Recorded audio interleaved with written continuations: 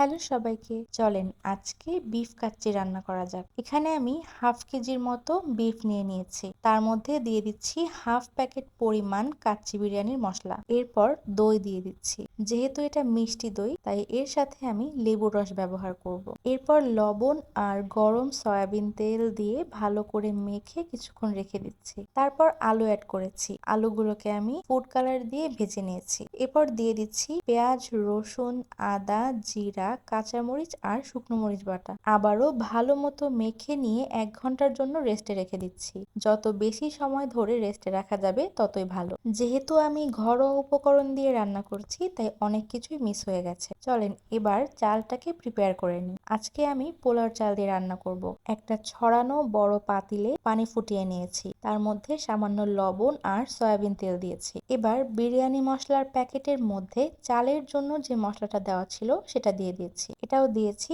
অর্ধেক পরিমাণে। পানিটা ভালো মতো ফুটে গেলে এবার ধুয়ে রাখা চাল দিয়ে দিচ্ছি। চাল অর্ধেক সেদ্ধ হয়ে গেলে এবার স্ট্রেনারে নিয়ে নিচ্ছি। এবার যে পাতিলে কাচ্চি রান্না হবে সেই পাতিলে সবার আগে মাংসগুলোকে সুন্দর করে বিছিয়ে নিয়েছি। অল্প একটু মাংসের মশলা রেখে দিয়েছিলাম। এবার বেশি অর্ধেক চাল এই মাংসর ওপরে ছড়িয়ে দিচ্ছি। তার উপরে ওই মশলাটা দিয়ে এবার বাকি চাল ওপর থেকে সুন্দর করে ছড়িয়ে দিচ্ছি। সবশেষে দিয়ে দিলাম বেরেস্তা। 1 কাপের মতো চাল সেদ্ধ করা পানি তুলে রেখেছিলাম, সেটা এবার এই চালের উপরে দিয়ে দিলাম। সেই সাথে আরো একটু পানির মধ্যে ফুড কালার অ্যাড করে সেটাও দিয়ে দিয়েছি। এবারে পাতিলটা সিল করার পালা। বেশ খানিকটা আটা গুলে নিয়ে এবার পাতিলের উপরে ঢাকনা দিয়ে ওই আটা দিয়ে ভালোভাবে সিল করে দিয়েছি। এবার এই পাতিলটাকে 5 মিনিটের মতো হাই হিটে রান্না করেছি।